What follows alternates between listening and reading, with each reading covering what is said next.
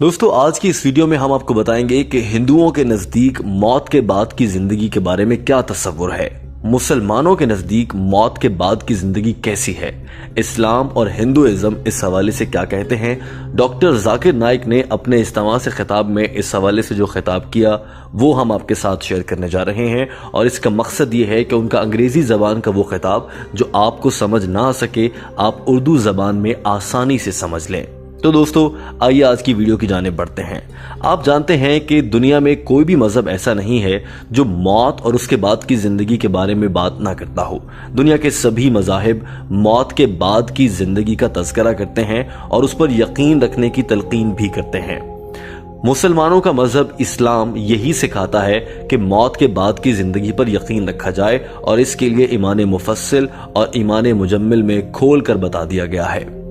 आइए आपको बताते हैं कि डॉक्टर जाकिर नाइक हिंदुओं और मुसलमानों के ख्यालात मौत के बाद की जिंदगी के हवाले से कैसे बयान करते हैं और दोनों मजाहिब इस हवाले से क्या कहते हैं। डॉक्टर जाकिर नाइक की ज़बानी सुनिए। आपसे इल्तमास ये है कि इस वीडियो को आखिर तक देखिएगा क्योंकि वीडियो के आखिर में हम आपसे जो सवाल करेंगे उसके कमेंट के जरिए जवाब देकर आप इतनी बड़ी नेकी कर जाएंगे कि वो रहती दुनिया तक कायम रहेगी। आइए वक्त ज़ाय किए बिना आज की वीडियो की जानिब बढ़ते हैं। The fifth pillar of Iman is life after death, till hereafter. First we'll discuss the life after death in Hinduism and then Islam. Doctor Zakir Naik कहते हैं कि मौत के बाद की जिंदगी पर यकीन रखना ईमान का 5वां सतून है। हिंदुइज्म में संसारा या 7 जन्म लेने वाली बात क्या है, पहले वो ये बयान करते हैं। डॉक्टर जाकिर नाइक इस हवाले से ये कहते हैं कि हिंदुइज्म में यानी कि हिंदू मजहब में मौत, उसके बाद दोबारा पैदाइश, फिर पैदाइश, मौत, फिर पैदाइश और ये साइकिल है जो चलता है और इंसान की जिंदगी ऐसे ही रहती है जब तक उसके 7 जन्म मुकम्मल ना हो जाएं और इसे हिंदू मजहब में संसारा कहा जाता है। इसे आमतौर पर अंग्रेजी जबान में ट्रांसमाइग्रेशन ऑफ सोल भी कहा जाता है, यानी रूह का जिस्म से परवाज करना और फिर दोबारा उसी जिस्म में आ जाना या किसी और जिस्म से किसी और रूप में सामने आ जाना। ये हिंदुइज्म का ख्याल है। हिंदुइज्म में बताया जाता है कि जब उलमा से यह सवाल किया जाने लगा कि अल्लाह ताला ने दुनिया में तकसीम कुछ अनोखी कर दी है, किसी के पास दौलत ज्यादा है तो कोई बहुत गरीब है, कोई बहुत बीमार रहता है, कोई बहुत सेहतमंद है, किसी के यहाँ औलाद है, किसी के यहाँ औलाद नहीं है, ये खुदा की तकसीम या भगवान की तकसीम कैसी है। जब ऐसे सवाल होने लगे तो जवाब में हिंदू उलमा ने यह बताया कि उनकी मजहबी किताबों के मुताबिक भगवान उन्हें दोबारा दुनिया में लाएगा और जब उसके 7 रूप आएंगे तो उनमें से अगर पहले रूप में उसके यहाँ औलाद नहीं थी तो अब औलाद हो जाएगी, अगर वो अपने पहले जन्म में गरीब था तो इस जन्म में अमीर आदमी हो जाएगा और इसी तरह से दुनिया में एक बराबरी रहेगी। सभी हिंदुओं को उनका भगवान अपने किसी न किसी जन्म में अपनी किसी न किसी नेमत से नवाज देगा। इस सोच के तहत संसारा का ख्याल हिंदू मजहब में आ चुका है। हिंदू मजहब की मजहबी किताब भगवत गीता के चैप्टर नंबर 2 और आयत नंबर 22 के मुताबिक डॉक्टर जाकिर नाइक उसका तर्जुमा बताते हैं कि रूह भी कि जैसे इंसान कपड़े बदलता है और उन्हें फेंक देता है और फिर नए कपड़े पहन लेता है, फिर उन्हें उतार देता है और फिर नए पहन लेता है, इसी तरह से रूहें भी एक जिस्म को छोड़ती हैं और किसी और जिस्म में दोबारा से नमूदार हो जाती हैं, फिर उस जिस्म को छोड़ती हैं और किसी और जिस्म में नमूदार हो जाती हैं। इसी तरह से हिंदुओं की एक और मजहबी किताब बेहनकरू उपनिषद के पार्ट 4 चैप्टर नंबर 4 और आयत नंबर 3 में बताया जाता है कि जिस तरह से घास पर चलने वाला कीड़ा घास की एक टहनी से दूसरी टहनी पर जंप लगाता है और उस टहनी पर रहने लगता है और फिर अगली टहनी पर चला जाता है, इसी तरह से रूहें भी एक जिस्म से निकलकर दूसरे जिस्म और फिर उससे निकलकर अगले जिस्म में चली जाती हैं। दोस्तों ये हिंदू मजहबी किताबों के मुताबिक बताया जाता है। लिहाजा हिंदू उलमा इस हवाले से इन 2 मिसालों के जरिए ये बताना चाहते हैं कि दुनिया में जो तकसीम भगवान की जानिब से की गई है वो इंसाफ पर मबनी है। अगर इस दुनिया में इस जन्म में किसी के साथ ज्यादती होती है तो अगले जन्म में उसका बदला मिल जाएगा या वो सुधार दी जाएगी। इसी तरह से हिंदू मजहब में कारमा का लफ्ज इस्तेमाल होता है जिसका मतलब यह है कि आप जैसा करोगे वैसा भरोगे। अगर इस दुनिया में इस जन्म में आप किसी के साथ ज्यादती कर जाते हैं तो अगले जन्म में आपको उसकी सजा मिल सकती है। लिहाजा हिंदू उलमा ने इस तरह की मिसालें देकर अपने लोगों को ये समझाया कि इन आयात का ये मतलब है। एक ख्याल ये भी है कि किसी बुरे काम की सजा देने के लिए उस रूह को अगले जन्म में लाया जाता है اور وہ روح اگلے جنم میں کسی معذوری کے ساتھ پیدا ہوتی ہے۔ ہندو مذہب میں کچھ لوگ یہ بھی خیال کرتے ہیں کہ اگر کوئی انسان معذور پیدا ہوا ہے تو اس نے اپنے پچھلے جنم میں کوئی گناہ کیا تھا اور اس جنم میں اس کو اب یہ سزا مل رہی ہے۔ لیکن ایک اور مذہبی کتاب ویداس میں ایسی کوئی بات نہیں کی گئی ہے، نہ ہی 7 جنموں کا کہا گیا ہے اور نہ ہی یہ کہا گیا ہے کہ انسان دوبارہ سے دنیا میں آئے گا اور اس کے 7 جنم ہوں گے۔ اس کتاب ویداس میں موت کے بعد کی نئی زندگی کا ذکر ضرور ہے کہ مرنے کے بعد ایک نئی زندگی شروع ہو جائے گی، البتہ یہ نہیں کہا جاتا کہ دوبارہ سے روح اسی دنیا میں کسی انسان میں آئے گی اور پھر اگلے کسی جنم میں کسی اور انسان میں جائے گی۔ اس کتاب ویداس میں نہ صرف جنت اور دوزخ کا بھی کانسیپٹ ہے، اس میں یہ بھی بتایا گیا ہے کہ جنت میں دودھ کی نہریں اور مختلف طرح کے پھل ہوں گے، اور اسی کتاب ویداس میں یہ بھی کہا گیا ہے کہ جہنم کی آگ بھی ہوگی جہاں برے کام کرنے والے لوگ جلیں گے۔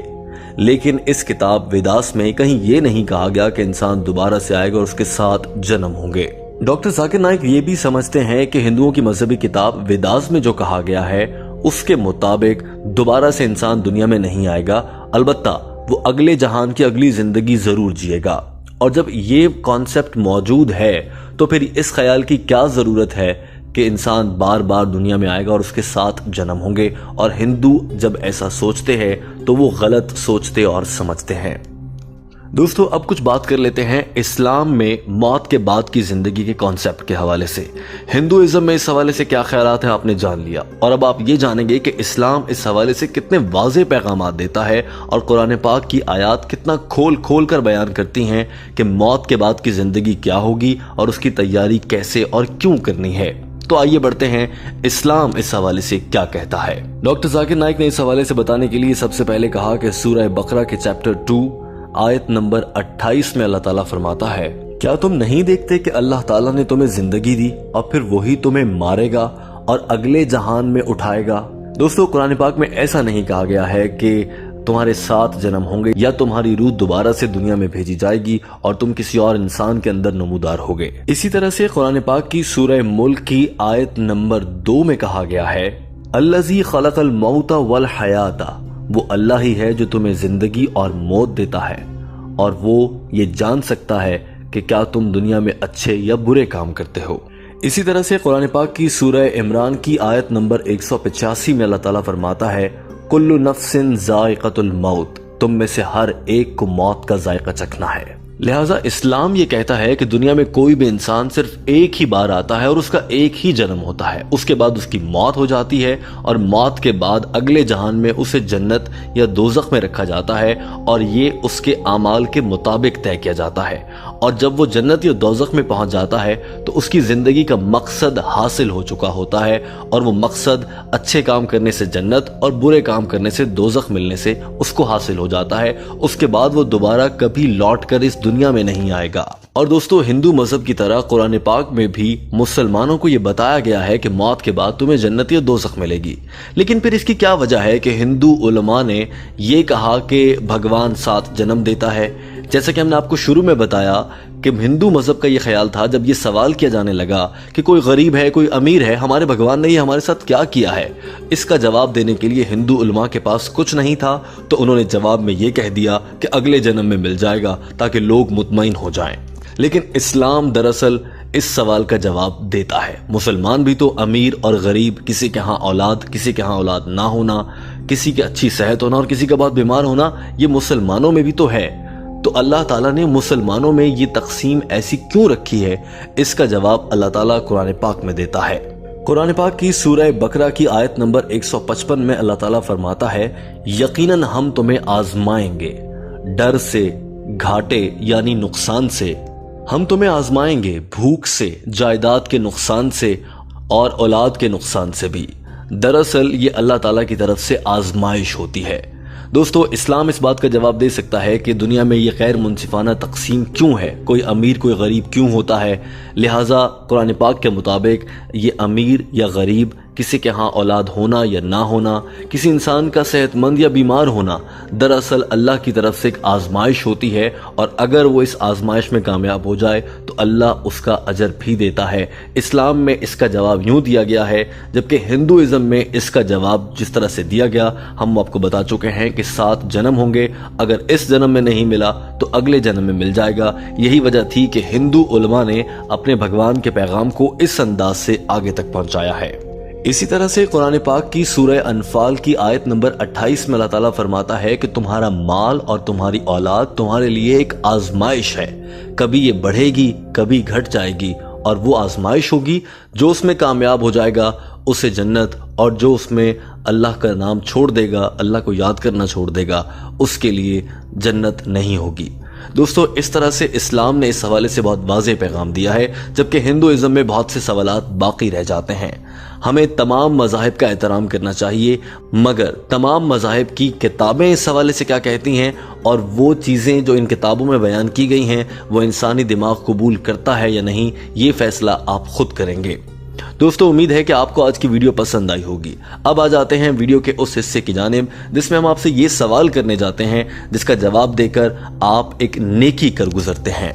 دوستو، ہم نے ویڈیو کے آخر میں آپ کو کہا کہ کسی کے مذہب کو برا نہیں کہنا چاہیے۔ کبھی جانے انجانے میں کہیں آپ سے ایسی غلطی تو نہیں ہوئی، کہیں آپ نے پبلکلی کسی جگہ پر کامنٹ کر کے یا کسی سے براہ راست بات کرتے ہوئے اس کے مذہب کو برا تو نہیں کہا؟ اگر ایسا کہا ہے ہمیں کامنٹ میں بتائیے، اور ساتھ میں یہ بھی لکھیے کہ اس کے بعد آپ نے توبہ کر لی تھی، اور دل سے توبہ کر لیجئے، تمام مذاہب کا احترام کیجئے، نفرت پھیلانے سے باز آئیے۔ ویڈیو دیکھنے کا بہت شکریہ۔